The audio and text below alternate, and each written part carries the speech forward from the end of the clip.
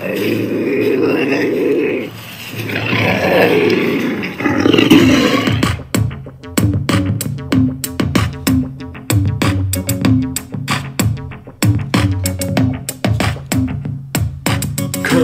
off in my time machine. Third eye feeling like an Evazine. Blast off, blast off, blast off, blast off. Come blast off in my time machine.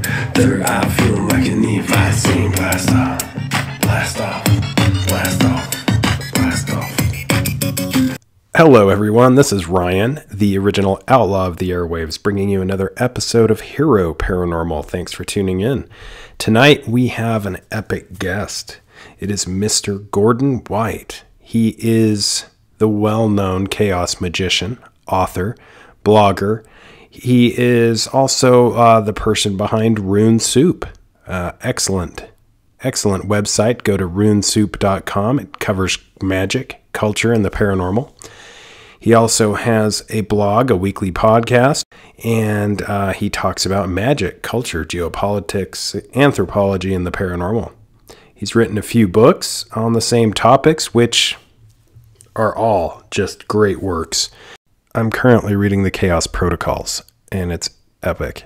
Highly recommend it. Also, check out Pieces of Eight. That's a chaos magic essays and enchantments. And Starships, a prehistory of the spirits. All great books. I hope to touch on some of the content of those books, but also not be bound by that, and talk to Gordon about other things of interest, including animism and Native American magic. Delve into the differences between different cultures and their magical traditions, and possibly even how this all equates into shapeshifter territory in northeastern Utah, where the skinwalkers run free. This could be interesting stuff, interesting territory to roam with Gordon, and I know we don't have a better guy to roam it with. So before we do, let me just say, if you haven't checked out heroparanormal.com, please check it out. Also check out our research project, spacewolfresearch.com, just something I do for fun. And go to iTunes, check us out there. Go to YouTube, like and subscribe, Hero Paranormal. Go to heroparanormal.podbean.com if you want to gather the podcasts in the most easily usable and quick downloadable format.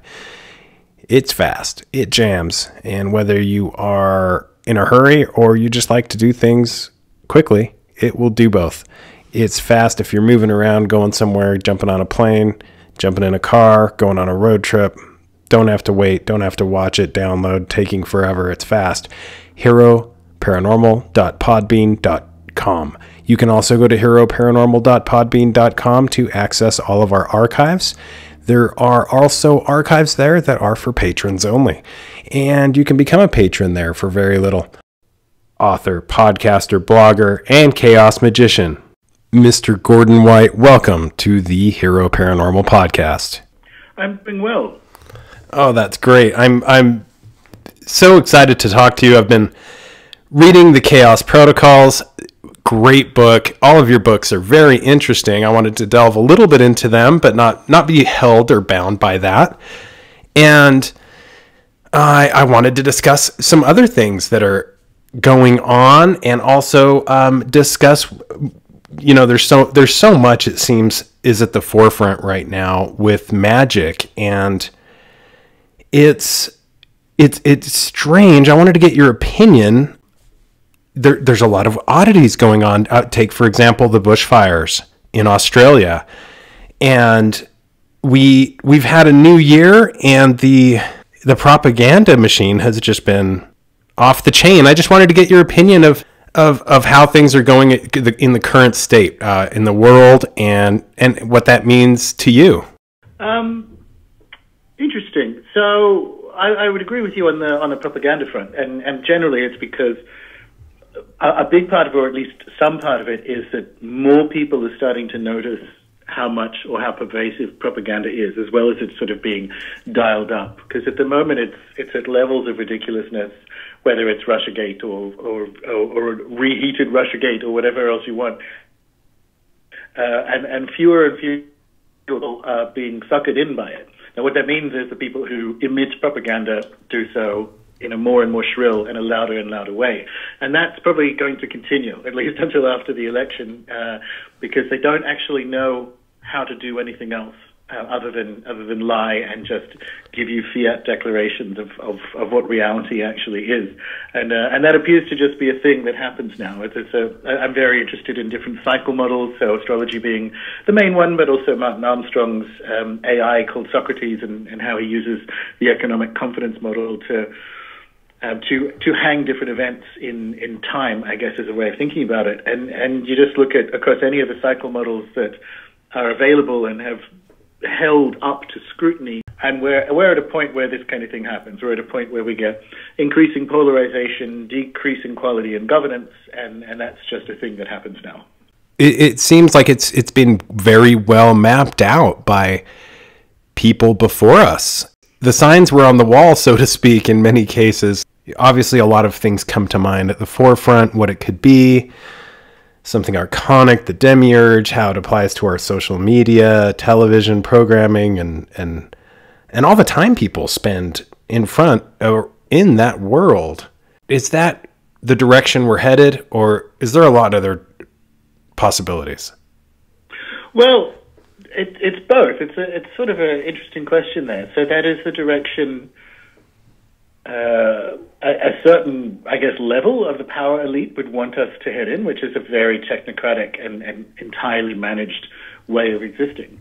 But I think more and more people, because that is so unsatisfactory, and it is, it does things like shorten your life and give you depression and all the other things that come with sort of over-managed, too much screen time, et cetera, et cetera. So when people are looking to navigate, I guess, reality in general, and they don't have, and it doesn't necessarily need to be magical, but they don't have what I would consider a sufficiently haunted worldview, two things happen. Either you don't have, and the most important one is that you don't have, I think, a coherent set of tactics and approaches in your own life that you can use. And it doesn't mean you have to do magic, but you need to be aware that the universe is fundamentally spiritual in one way or the other.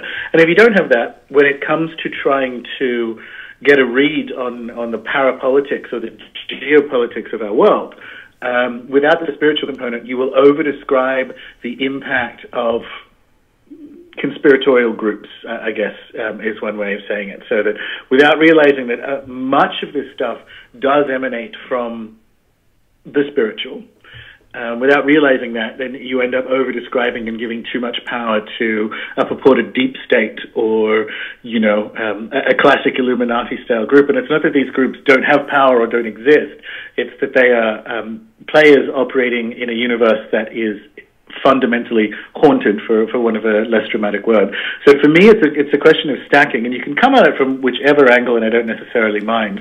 But that beginning, the first thing one has to do is to realize and know in your bones that there is a spiritual reality one way or the other. And in the book that you mentioned, Chaos Protocols, I have a chapter called Becoming Invincible, which is specifically about that, and the key is to have an exercise or an experience that is undeniably, and I hate this term, but we have to use it at this point, undeniably supernatural, so that it just rattles you and you will never accidentally slip back into a materialist mode. Because once that happens, you realize that you and everyone else is playing a much bigger game, and that necessarily changes your tactics and how you view the game board, I suppose.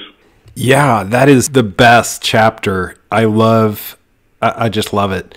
And there are a lot of great things in the book. One of my favorite sayings is that, in fact, the question of how one becomes truly initiated in magic is perhaps the one you're asked more than any other. My answer is always the same, inevitably. And I think that's a classic question, which kind of brings up the next question. Herbs, potions, magic, medicine, and as long as it's been a part of our human existence on Earth, what is with the power elite or those in control who govern others usually forbidding this or trying to turn a blind eye and almost make fun of it? I think of that show. I was waiting for something for a long time. I'm really into remote viewing, and I was waiting for that show to come out about the Stargate program. And, The Men Who Stare at Goats came out, and I was so excited. But then, of course, it's a comedy. It's It's almost a way of declassifying something with humor so that it's completely ignored, yet still coming out with it. What is the reason for that? It's a really good question, and it comes back to, I have this saying that Gnosticism is the map, animism is the territory, which is my version of, there does appear to be, at least in the West, because here's the thing, and you know, putting quotation marks around the West, here's the thing, if you look at power elite around the world's relationship to magic and herb lore and things that can purportedly heal or extend your life. You have Chinese alchemy, which was practiced on and by emperors and so on. So and same thing with kings in Vedic India and whatever. So it's pretty much been a Roman suspicion and squeamishness about magic that Christianity inherited, because we think it was Christianity that didn't like magic, and it doesn't, but it largely inherited and didn't change any of the Roman laws circumscribing the use of soothsayers and astrology and what have you, which were, you know, criminalized in various cities around Rome, in the Roman Empire. So we've kind of had a legacy of Roman squeamishness about magic, and that's been inherited for, well, 2,000 years, give or take. It is slightly different from about the mid-20th century in the U.S. and the rise of the kind of national security state that happened in conjunction with whatever Roswell was and all the other kind of post-World War II mysterious things to do with, you know, paperclip and all the rest of it. Very well picked over area, but clearly either a realization or an event happened in the late 40s that necessitated the build-out of a whole kind of like classified world. And whatever you think Roswell or those things happen to be, inarguably, the Stargate program is a good example of this, inarguably, there are people who are at a senior level in a purported deep state or shadow state who are well aware of things that we would call magic having some reality to them, and were actively trying to, and still are actively trying to, make sure that we don't actually sit with the implications of that. And in the case of remote viewing, it's because it's fucking easy. And if people can read inside, you know, which they can, if people can read inside classified vaults, it's a whole new security game, right? And I think, coming back to The Men Who Stare at Ghosts, it's a great film, but as you say, oh, how interesting.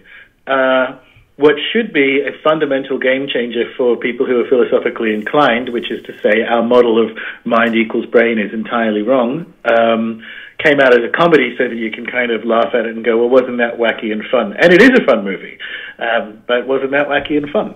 Yeah, those silly guys. And it's so true. It is the Western way of just the public relations, and spin involved is so good in some of these, especially with Hollywood. It's one of those things we just can't get away from. A question I wanted to ask you that is a little off topic, beckons a bit of Native American lore, witchcraft, and magic as well. Something I'm very interested in, the skinwalker culture and these quote-unquote hitchhikers that, when in said locations or hotspots of high energy, quote-unquote portal activity, that these hitchhikers or spirits, you don't want to come home with you. And of course there's magic medicine and things you can do to ward this off, but this is something that we are hearing about more and more often. It didn't used to be as popular, and I think it is a reality to some level. What, if anything, is the consistency and like the rise in this, where it used to just be shrugged off? Is this an acceptance that magic is real? Yeah, probably. And it's better late than never, I suppose.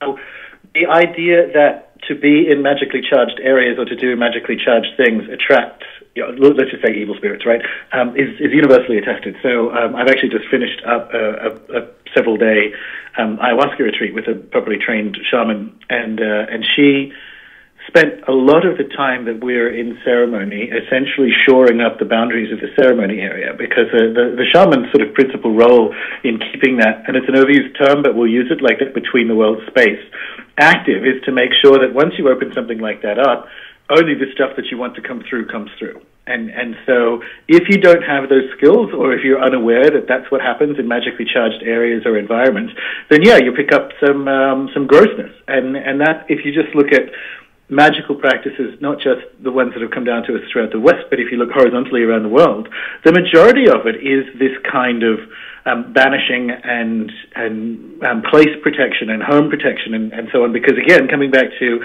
once you realize you're in a fundamentally haunted, or dare I say, crowded universe, there are tactics that you kind of that are implications of that. Like the tactics flow on, and one of them is good energetic hygiene in that sense. And I think a lot of the scarier events that happen in that overlap between the sort of Fortean or paranormal world and magic are definitely better understood, at least initially, through that frame of, what was your energetic hygiene like? And I think you just hit on something that when I first became hooked on this enigma, which was really just light shows and energies and balls of light and just amazing, things manifesting and lights opening up in the sky and things coming in and out of them just barely off the ground. These are things that other researchers, quite a few, have seen. And it's very strange, Gordon, because like you said, when I found this out and it was way too late, it was almost like a quarantine moment where I realized I was like giving a monkey a machine gun. I had no idea the implications. Well, I mean, good. I mean, that's a becoming invincible moment, because now it's so big to start with. And of course you wouldn't. I mean, how we're just not good enough at growing people up in cultures that are aware of it.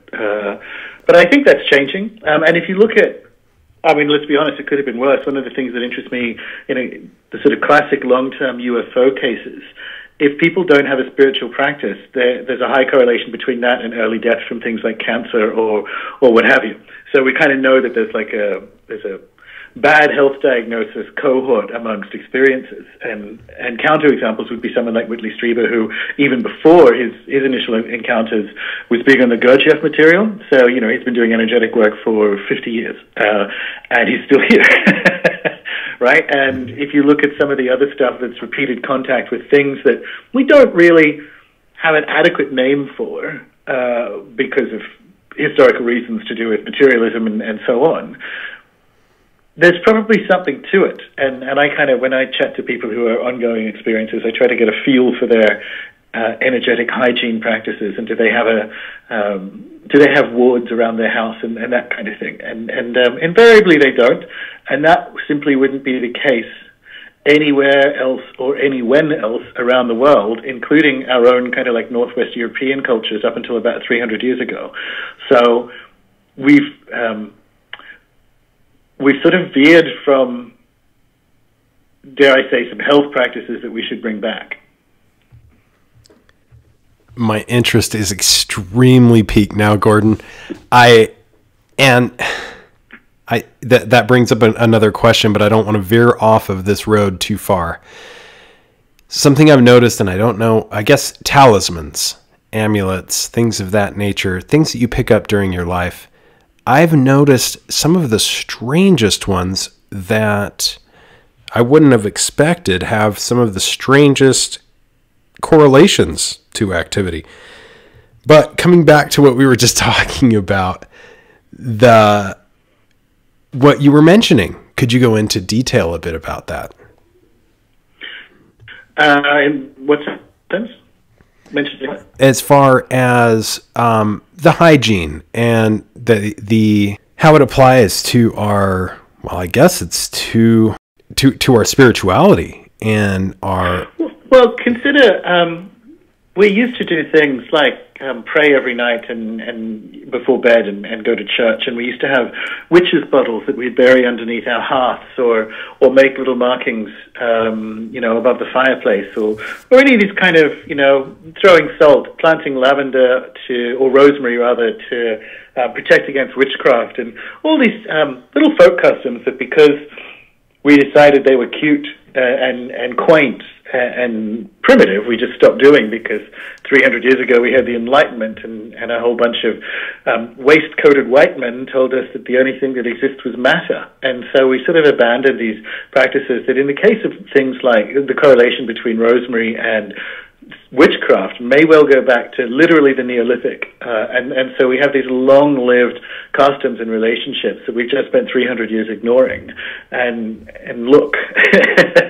And the interesting thing about it is when people kind of sit with those realizations, I'm sure people listening to this show, the majority of them would have, and I don't care what kind, some kind of spiritual kind of like view on the world, right? And so it might be the case they go, okay, yeah, I'm vibing on this, I'm getting what you're saying. I am going to go and buy a house blessing kit from a nearby Botanica, and they find that it's the easiest thing in the world. For whatever reason, place protection comes naturally to anyone. It is not a difficult kind of magic, and it's something probably because it's a thing humans are meant to do as part of making habitat, right? And people do that, and they fundamentally have a change in their dream state, particularly for people who have persistent nightmares. One guy I was talking to would have hag attacks, which happened to me as a child, but they typically end as you head into puberty. And he was having them. He was in his early 30s when we met, and he was still getting them. So I told him about house blessing kits, and he went off and bought one, and he hasn't had one since, and that was 3 or 4 years ago. So people will notice a night and day difference just by doing something as simple as literally buying an off-the-shelf house protection kit from a Botanica and just using it, right? And that is worth thinking about. That's worth thinking about why that is so effective in materially changing something like persistent nightmares or a sense of gloom and depression in a house or a home or an area. Yeah, I remember the first time that it was actually in the Uinta Basin of Utah near an area called, near a shapeshifter territory where these tricksters just love to just engage, right? And I remember,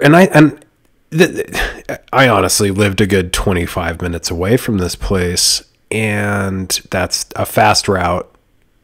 And I thought I was free and clear. Well, the first time somebody said, what is this around your house? And I said, salt. And they looked at me like I was crazy. And they said, that must be for the bugs, right? And it just kind of hit me like, whoa, sort of. Yeah. Yeah, kind of. It'll work. Yeah. It'll work. Reminded me a little bit of Tom DeLonge and To the Stars Academy. It's a great name. The Others, or the Bugs. What are your thoughts? And I'm neither here nor there. I'm a spectator only in this, in how it applies to the Stars Academy. There's good things and bad things, I think, about these years. Really, 2019 was a huge year for UFO disclosure, or at least skirting around it. In retrospect, it might not be. I think a lot of it.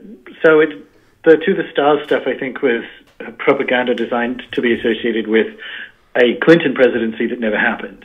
And it was supposed to be the air cover for where all these devices and flying saucers that the military-industrial complex has clearly built. It was supposed to be air cover for that because they were presumably going to use them against Russia in a war, right? And so it's sort of been this abandoned stepchild disclosure project that is... And diminishing in use or utility. I think they gave it a shot late 2018, early 2019. But you've seen the walkbacks of this guy, yes, he worked for us, no, he didn't, no, he didn't do this, yes, he did this.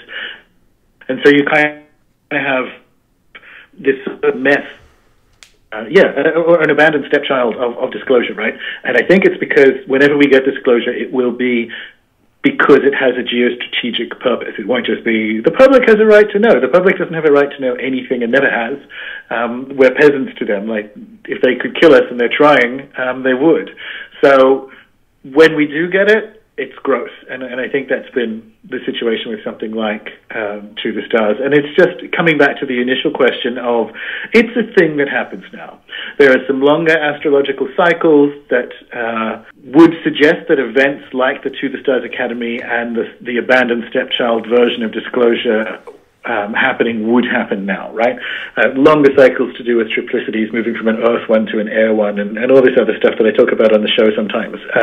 And so, again, I think without a robust model of, dare I say, like a living or haunted universe as your step one, I think we either put too little or too much emphasis.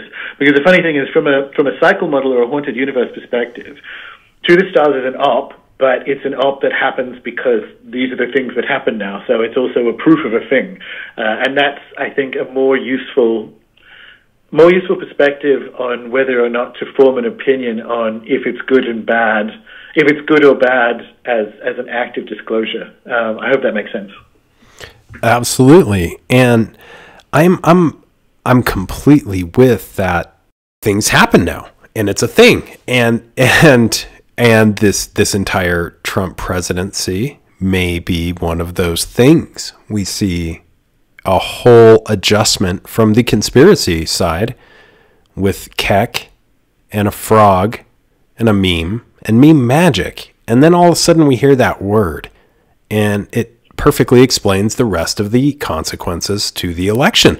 Nothing made sense. Everything was a mess. And then it's made great again.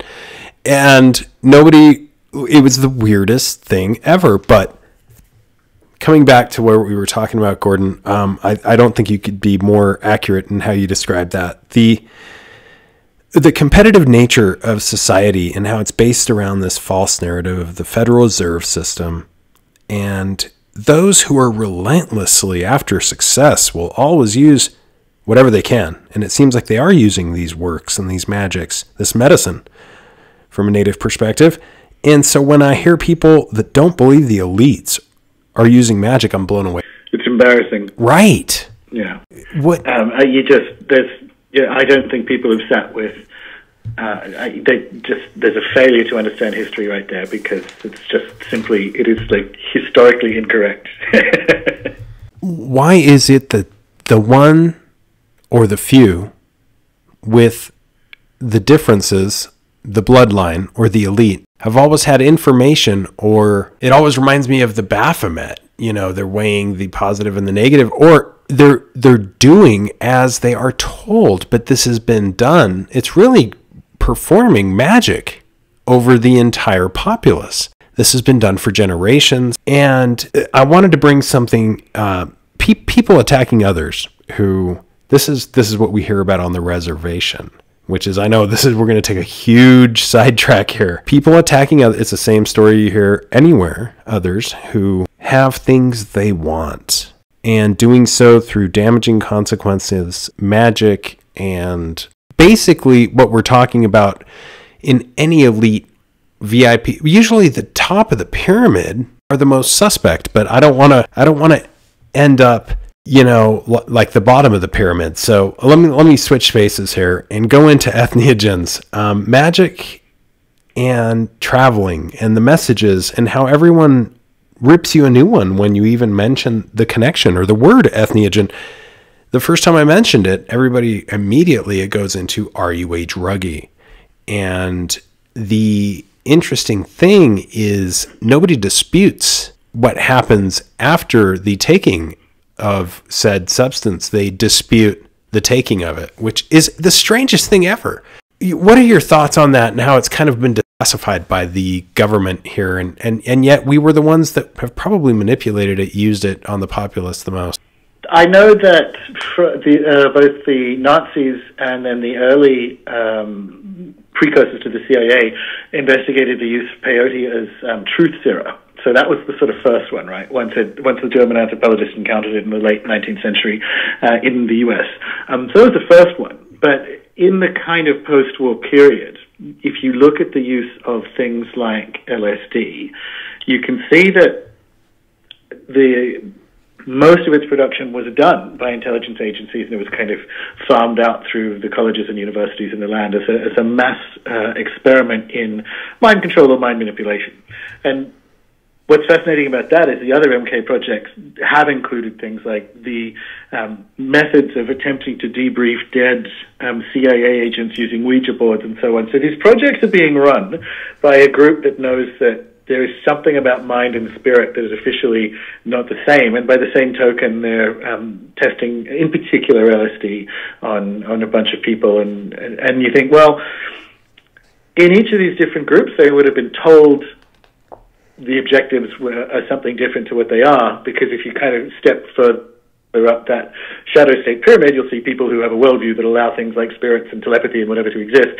doing things like mass manipulation of students' minds, largely to see what would happen. And that, again, brings us back to remote viewing, where Gottlieb was essentially suggested that they start using LSD with the remote viewers, but it makes it worse. But it's interesting, right? So that you know that they have somewhere officially kind of like an overlap of truths to do with the nature of the mind being at least partially immaterial, and the capacity of the mind to do things like telepathy and see in places where the body isn't. And then the third one is that the mind can be adjusted or encounter different things via entheogens or hallucinogens or whatever. So you kind of see that there's a logic, and especially as these groups are the ones who are going to have, of anyone in the government, are the most likely to have some understanding, or the best understanding, which I think is necessarily incomplete, of what the UFO phenomena are, right? And it's, you have these essentially overlaps of truths that, at a senior enough level, you kind of point to it and go, okay, so what would you do if you were sitting with all those pieces of information? Which I find fascinating. But entheogens in general, I think, are implicated in the rise of modern humans in the first place, right? So that's a very Paul Stamets thing, which is, if you look at some of the monkeys that are kind of closely related to hominids, they would consume between 20 and 30 kilos of mushrooms a year in Africa, which means eventually you're going to be consuming ones that have psychedelic effects, right? And then that sort of process kicks off different ways of thinking or encountering with spirits and so on. So it does appear that throughout the history of the building of humans by whatever built us, we've encountered plant teachers and fungus teachers and so on, and that's generally been one of the principal methods of interaction with the spirit world for hundreds of thousands of years, and we're trying to view it sort of 5 decades after a shadow state hijack, and that does tend to unbalance it. Broadly speaking, I'm quite bullish about the changes, particularly in the U.S., to the legal status of psilocybin, because I think, one, it has amazing and tremendous therapeutic potential, but two, it really does open up the possibility of having a really worthwhile becoming invincible moment, because you'll legally get access to Terence McKenna's favorite 5 grams in silent darkness sort of superhero dose. And that, I think, is a positive thing. Again, from an aonics perspective, like from a cycle model, this is a thing that happens now and in the medium term, where these allies return to us as the allies of medicine we need. Yeah, and that superhero dose, that is, when I heard that, the in darkness, that's so true. This is a necessary. Your vision is actually impeding at that point. That is the interesting part about a lot of the entheogenic secret truth or symbolism or significance. Oh, totally. And the impact it has on brain chemistry and brain electrochemistry in particular isn't a heightening, it's a dampening.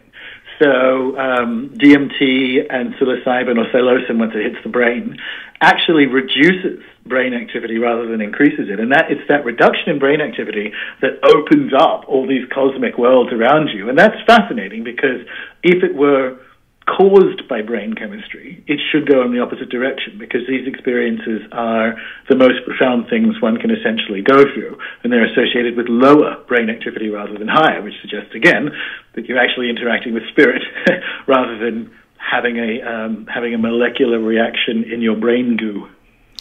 And that brings me to the next subject, which I have to delve into, which is that elemental subject, the force that you are feeling, openness, although there are multiple entities that can engage. This force, is this a force that we come from? It's very interesting that people report the same things over and over again. It's either aliens or spirits or machine elves, and I'm down with all of them and believe all of them exist in our realm in some way, shape, or form. And I don't necessarily believe that engaging the possibility that one could exist while another does at the same time would make me a non-believer of anything, really. But I'm more of an omnitheistic individual. So does this omnitheism, is this necessary when you're looking at this spectrum, or is this something that, why is this so hard for people to wrap their heads around if that is in fact what we're looking at? Because it's big,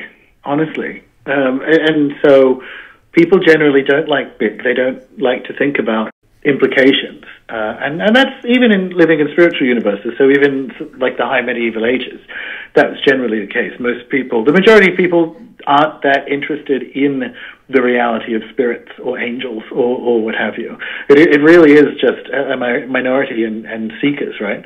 So I think that's just how it goes. I think that's always how it's gone. And it's why not everyone, just because spirits are real doesn't mean everyone becomes a shaman. In the same way, just because teeth are real doesn't mean everyone becomes a dentist.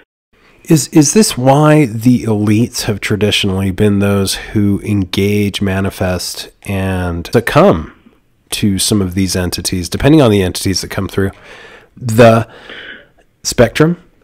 Because they have more time on their hands to actually engage in this sort of scenario, where others are more dealing with the day-to-day? Maybe. I think it's a power play. So that's like the fact that it worked is why, and it was so interesting to the American shadow state during the Cold War, and the Russian one, of course, during the Cold War, is it works. So there's a pragmatism to it. It's like, wait a minute, are you telling me I can view the building of Soviet submarines for free from Fort Maryland, like from Maryland, right?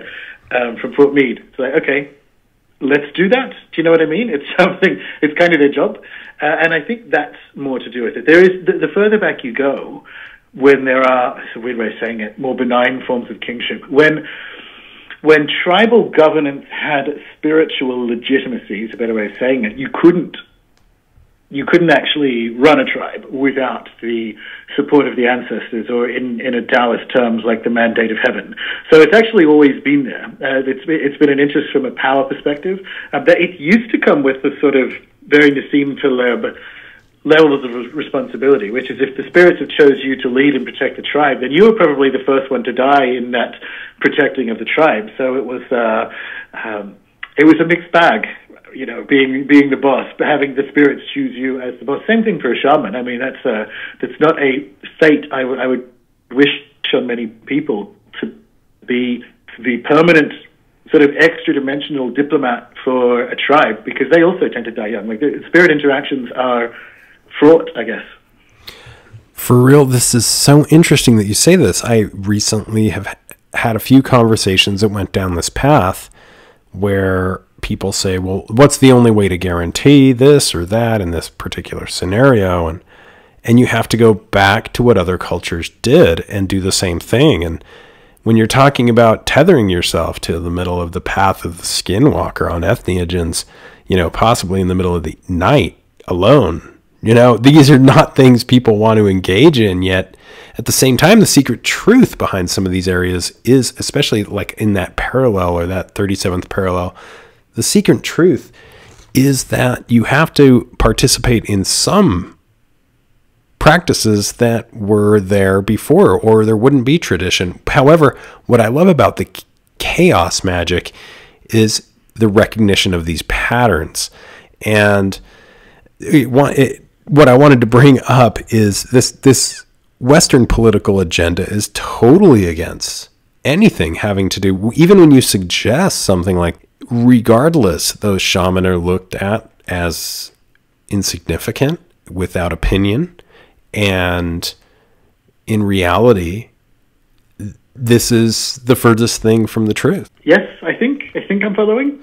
Well, it brings up the practical black magic that is inherent in all these cultures, however large or small, and how for everyone else, this magic is a means to obtain power, protection, and it's a way to get control or things that you want in your life, and a tool for an imbalanced world to obtain a justice sometimes that, you know, you look historically, and this is where these types of practices were cultivated when justice was something that was nowhere to be seen. Where your enemies... Oh, I see. Yeah, like a lot of these Native American traditions. Sorry, I'm tangential as heck on this, but I tend to go down this, you know, when there was no other options, many of these Native American traditions mention the use of shape-shifting or black magic, practical magic, skinwalkers, shapeshifters. And is this necessarily unique? I don't know if it is. This has been seen throughout the world. Is that right, Gordon? I mean, practical spells? Shape-shifting is universal, absolutely. And it's a deep shamanic power. One of the shamans I've been on a dieta in the jungle with for a couple of weeks on ayahuasca, he shapeshifted in front of me. I was on ayahuasca, but you actually get what's going on. He shapeshifted into this amazing panther thing in front of me during my Olympia. It was incredible. It is a language of movement through the spirit world, and because we don't have any of that background anymore, the hot takes on shapeshifters and skinwalkers and so on are often so dumb as to be just blithely racist. They're just dreadful. And they don't situate it within the actual nations that these stories are happening with, and those nations aren't situated within the wider context of antecedents or shape-shifting antecedents that have had impacts like the Siberian stuff on the First Nations culture. So it's generally a mess of a discussion.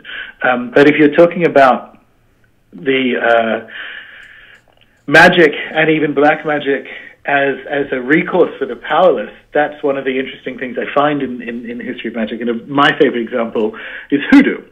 So hoodoo is the most American melting pot system of magic ever. It's inspired by, or it takes pieces from traditional Chinese herbalism and folklore and astrology and Jewish pharmacists in the South, and obviously First Nations herb lore and magic, and some of the cultural practices of the slaves that were brought over, and obviously there's a kind of like weird veneer of a Baptist Christianity over it, not so much of the Catholic thing.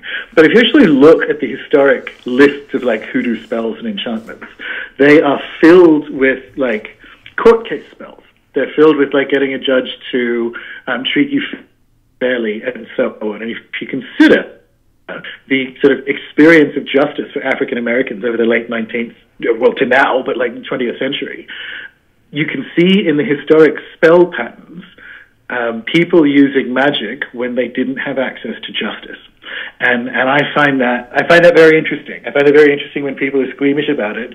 You go, well, okay, well, why are there so many court case spells in hoodoo canon? Is it because? Why do you think that is? And you have to tell them, well, yes, the African American experience of justice over the last 150 years has been deeply racist and can end in hangings.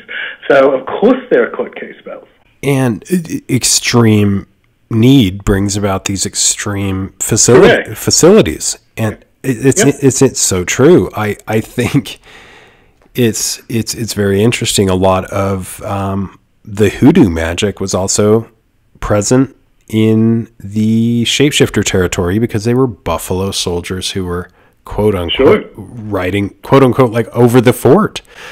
You know, slaves watching prisoners who would eventually be granted lands and then be subsequently have those lands taken from them by ill-gotten means. But the new stuff about the rules of engagement with these new age acceptance of different magical practices without direction, is a theology involved, a tradition, or keeping a main direction that important or not?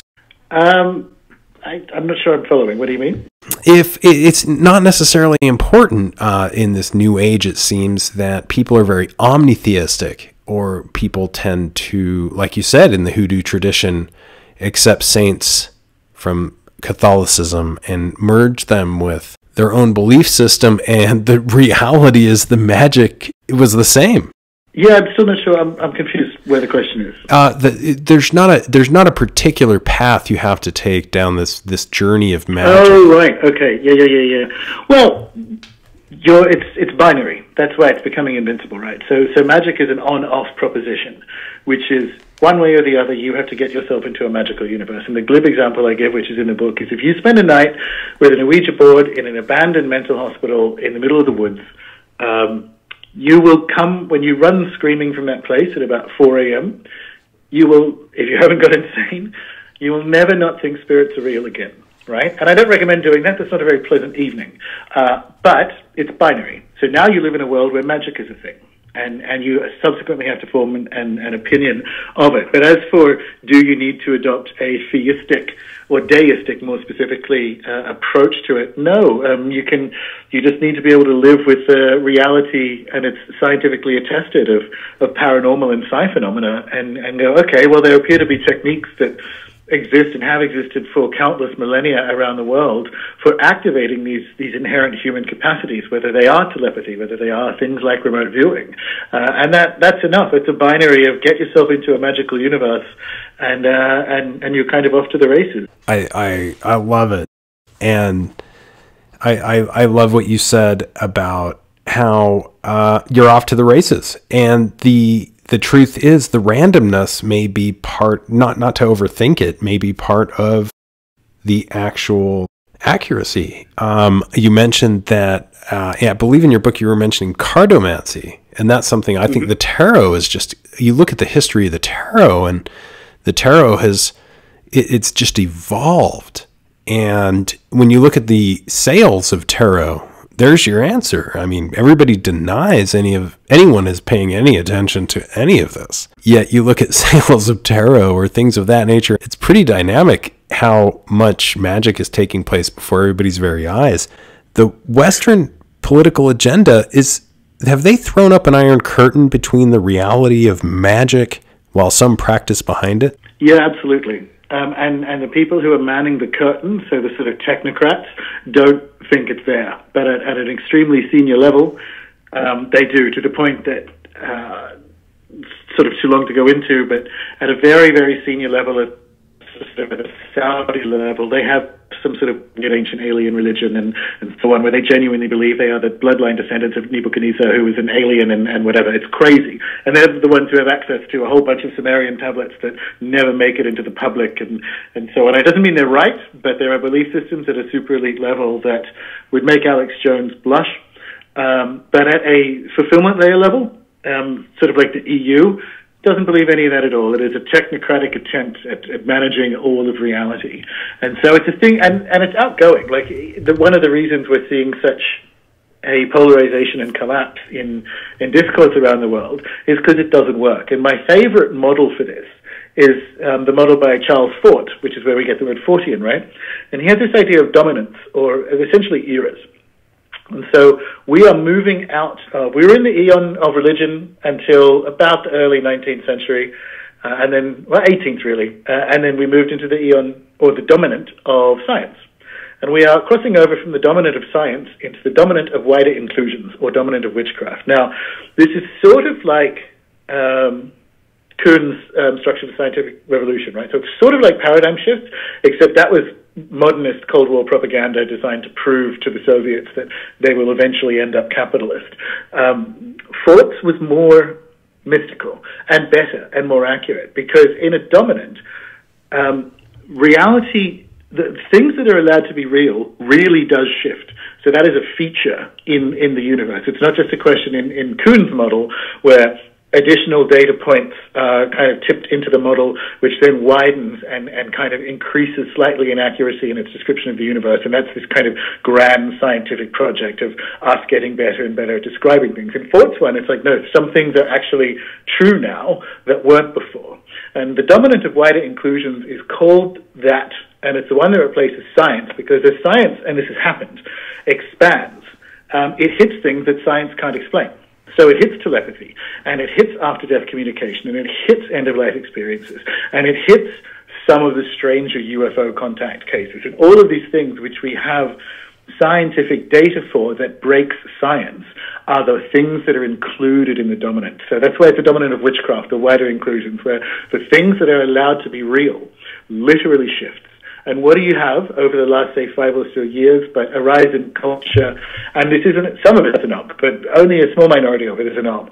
The prominence of the devil and witchcraft in TV, particularly things like Netflix, and the rise of tarot everywhere, and the return of astrology, and all of these things that aren't, this isn't it is a fad, but it is things that happen in a new dominant. It's literally a new era where these things are allowed to be real. And it's funny, I don't know if it's been your experience, on my show I have a hypothetical barbecue where I frequently ask my guests, like, if you're at a barbecue, it's usually with parapsychologists, and someone asks you what you do, and then they're cynical when you tell them, what is your best piece of data to come back at them with? And I ask the same thing with ufologists, like, what's your best ufology case, and so on, right? And those are the kind of things that are allowed to be real in this dominant of wider inclusion. So it doesn't surprise me at all that tarot and witchcraft and all of this stuff is exuberantly existing now, because Fort basically said that's what would happen, and he said so in the 20s. This can be very cyclical, and something from your book, Chaos Prodigals, which I absolutely loved, is that you mention, you go into this a bit, and I won't ruin it for anybody that needs to read the book, because everyone does, but how you should jump on opportunity. This is not, everybody gets very entrenched, and I think the actual quote is, you're being intellectually dishonest with yourself if you think pockets of hyper growth occurring in places beyond where you currently live are irrelevant. They're not. A very obvious opportunity is staring you in the face. Move. And the interesting thing is, people don't want to move, or very obstinate. No. Is this part of the programming? It is. It's cultural laziness and an expectation. I mean, I was very close with all of my grandparents, and and on my father's side, they were involved in essentially imperial service, and so my grandmother introduced the brownies to New Guinea, for instance, which I find delightful, this idea of actual brown girls sitting on a beach learning how to tie knots and so on. And my grandfather ran parts of New Guinea. And on the other side, my grandfather was a doctor, and he fought in the war, or a doctor in the war. And so I grew up with stories of the doing of things, and you do what needs to be done. And we don't have that now. We have an entitled sense of, well, why can't I be a ballerina, a famous ballerina living in Flint? You can't. You can live in Flint, or you can live somewhere else and be a famous ballerina. And it's this entitlement that for some reason at this point in history, you get all of it. And I don't have time for it. And it definitely doesn't happen to the children of migrants, but it happens to sort of the next generation down and after that. And particularly in the U.S., even where the economy is it's growing. Like, you guys have the best economy in the world at the moment, but it's growing extremely unevenly, and people still aren't moving in sufficient amounts to take advantage of it. And then, it's not necessarily a question of this is why you're poor, but this is one of the reasons why you're poor. Like, you fish in the river because that's where the fish are. You don't fish in a car park, and that just seems self-evident to me. And magic, particularly practical magic and practical enchantment, has that attitude. This is your lifetime. This is what you get, and one day you will be dead.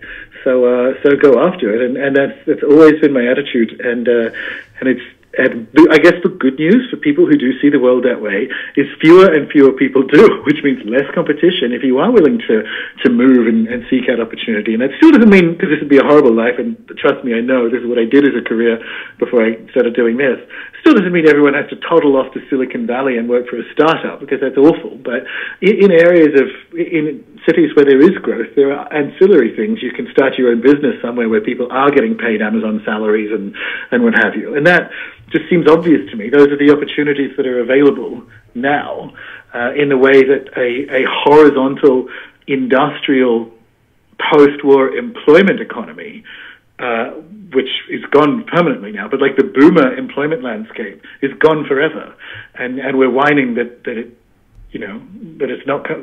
isn't here anymore. And I'm like, well, it isn't. So it might come back in 50 years' time. How many years have you got left on Earth go at it, and that's a very chaos magic attitude, I think, and I think it would be the traditional witchcraft attitude. There's a sort of not necessarily an amorality about it, but there is a pragmatism and practicality to, this is my situation, this is the situation, I'm going to give it the old college try.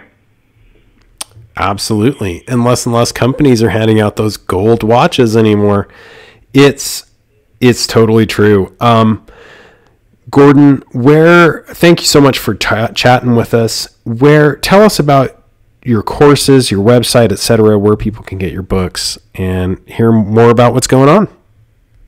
Sure. Funnily enough, we do a course for the members of the website, which is Rune Soup, every quarter, and the members vote on it. And what they voted for this quarter is a wealth magic course.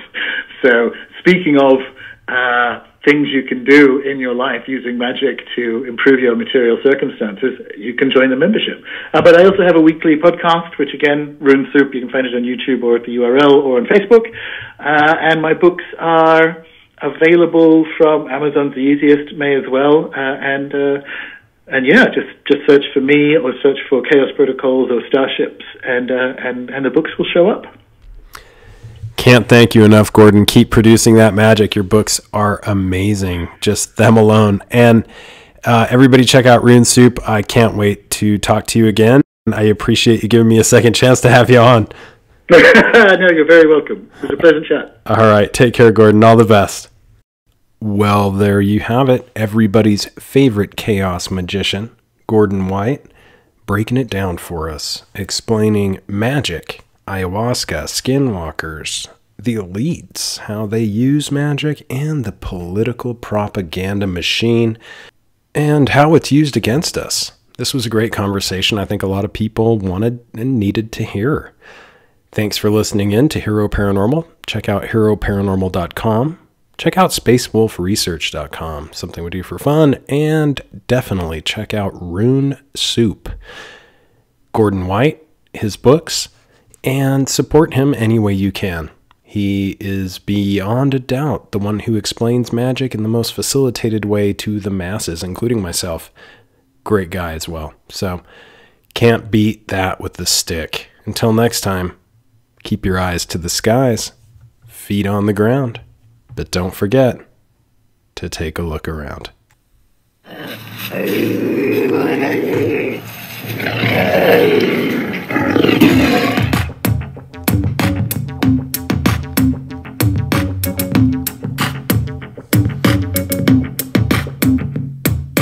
Come blast off in my time machine. Third eye feeling like an Visine. Blast off, blast off, blast off, blast off.